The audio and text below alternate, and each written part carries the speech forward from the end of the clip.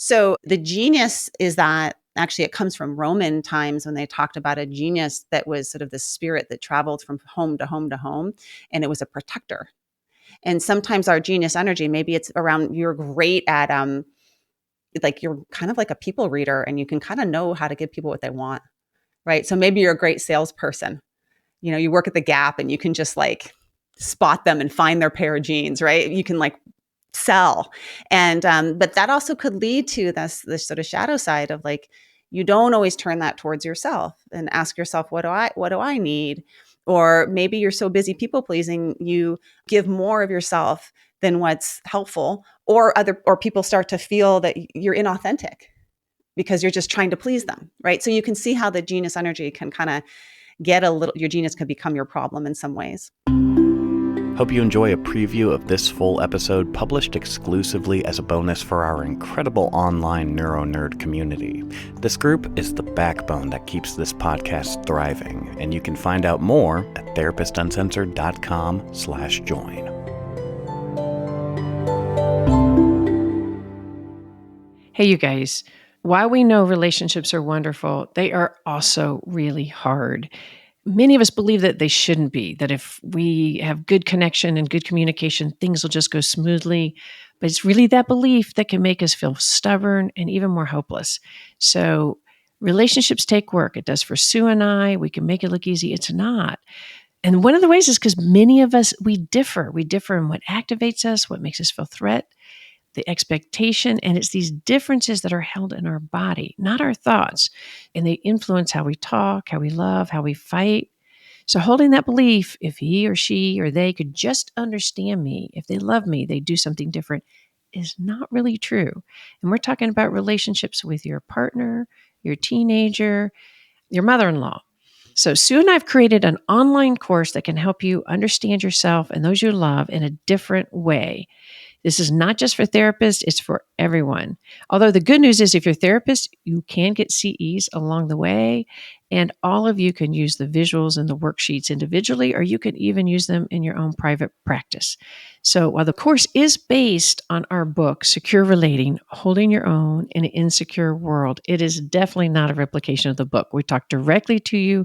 You learn how to understand more deeply your attachment, those you love, the neuroscience behind it, and how to build secure types of connections right now in your everyday relationships.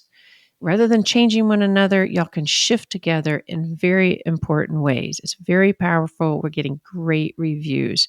Check it out. It's at therapistuncensored.com/BAS. therapistuncensored.com/BAS. The BAS stands for Beyond Attachment Styles, the Science of Growing Secure Adult Relationships. And by the way, the cost of the course is about the amount of one individual therapy session, and yet you get hours and hours and hours of what we think is extremely valuable information. So check it out. Hey, everyone. Welcome back to Therapist Uncensored. I have Diana Hill. Many of you may have already heard an episode on the power of acceptance and commitment, and you really dove into what ACT therapy was, how to integrate it into your life or your practice. For those of you that didn't hear, it's episode 252. Fantastic. Check it out. But I'm so glad to have you back on because at the end of that episode, we started talking about the idea of energy. And that was really where your energy is right now, the concept of how we use our energy for good or for self-sabotage. And I said, let's come back on. So that's what we're doing. So I'm really appreciate that you're willing to do that. Yeah, I'm so glad to be here. And yeah, we use it for good. We use it for self-sabotage. We disperse it in lots of directions. We put it on other people. We like project our energy on other people. We need to peel it off then and get it back into ourselves. And this wise use of energy or wise effort is really where my focus has evolved in my therapy work, but also my personal life and beyond. Yeah. Well, it's the title of your podcast, right? The Wise Effort. Yeah. Wise Effort Show. Yeah.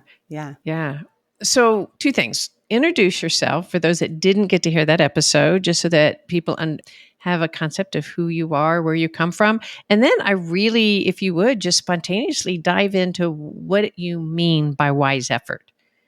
or wise energy? It's hard to introduce yourself because it's like, what box do you put yourself in, And I actually think there's no one box that really defines who I am. Depends on context and who I'm talking to. But for this audience, I'm a clinical psychologist and I specialize in ACT, or I have a lot of training and background in ACT, but I have a really long interest also in contemplative practices and body-based practices and embodiment. I also am really connected to nature and see a lot of healing and sort of the wisdom of nature teaching me about our interconnection and about loss and about growth and all sorts of things. So I'm a gardener and a beekeeper and have chickens and love oak trees. So that's a little something about me. That's what's so much more interesting than us introducing you, because I wouldn't know about the various things, especially like the bees. Like there's a lot of energy involved in beekeeping, isn't there? Like, oh yeah. I mean, there's so much that we can learn from bees. One is that we have these hives that we go and actually we rescue bees. We see ourselves as bee guardians, not beekeepers. And that someone like an automotive shop will have a swarm of bees that'll land on their fence. And we go down and we knock that swarm off before the pest control can get there and put it in a box and we bring it back home to our hive.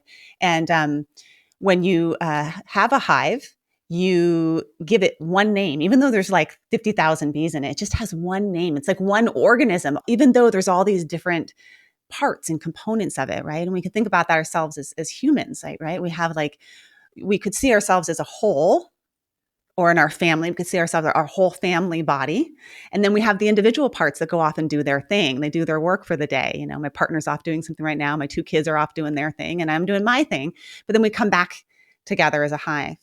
And so they teach us a lot about interconnection. They teach us a lot about doing our part. And then they also teach us about leaning on each other. Bees do something called festooning. what is that? Say it again. Festooning. If you open up the hive, you'll see them linking their little legs and making like a little bee chain to reach hard to reach places, right? They teach us about like how we have to connect to each other in order to do the work that we need to do to build the thing that we need to build, whatever that is. So I just love our bees. And I also love that most of them are girls. There's only a few drones and they're kind of useless. So they're all really working together. They're all working together in this really collaborative way. And there's the drone. It balances like out your my husband household. out there. Yeah, of all men, my all boy household. I'm like, yeah, but we have 50,000 girls, so we're good. Oh, that's hysterical. Yeah. So the whole concept of energy, in fact, I think when we recorded before, it was right before the election, and now here we are post-election, and boy, figuring out how we function as a collective unit has not been the easiest thing. And don't need to jump into the politics, just made me think of how much we need to link our arms together and find a hive, helping our situation work together. And I think there's probably no better, direction than go to really be more aware of our own energy, what we give off, how we do it, how we sabotage it, how we're manipulated with it, So I'm excited to have you on to hear more about your thoughts about. So let's jump into the idea about the wise effort and the energy work that you're interested in right now. Yeah, well, wise effort and community is a thing. We're now looking at community resilience as probably even more important than individual resilience. That this whole concept of being an individual, is not going to be enough. We need community. And that is part of our wisdom in how we are using our efforts. Am I using my efforts and my energy to build bridges and to, this morning running down and borrowing some spinach from my neighbor? Do I know my neighbor good enough, well enough that I can like say, hey, I'm out of spinach and I'm trying to make this thing that needs spinach. And then at the same time, there's a trench that's being built, dug along my road that's because of the house down the line that's like jackhammering. And am I going to forgive that trench and the jackhammering? And, there's wise effort and community.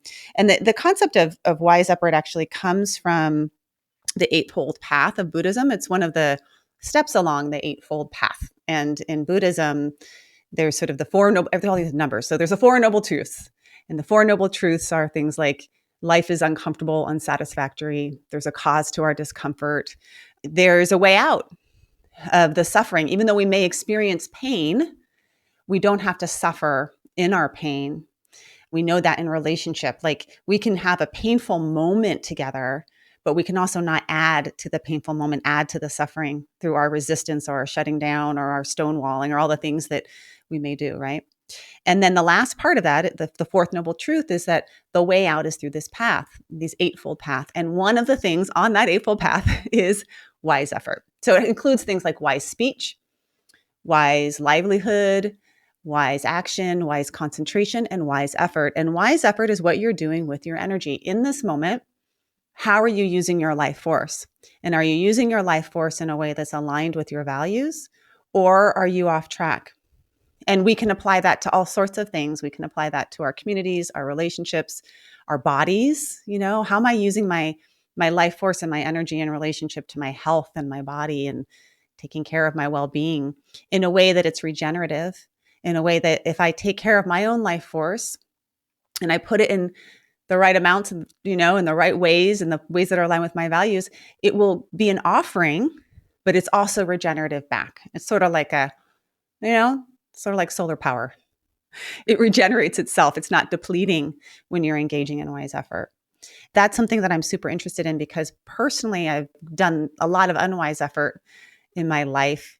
And then I also have clients that are coming in that feel like they're spinning their wheels. A really common experience that I hear from people is, I'm just doing more and more and more and working harder and harder and harder. And I chronically feel like I'm not doing enough. Thanks for listening to this preview of bonus content. If you would like to continue with the episode or to support free worldwide access to important material like this, you can join our online community for as little as $5 a month at therapistuncensored.com/join. Thanks.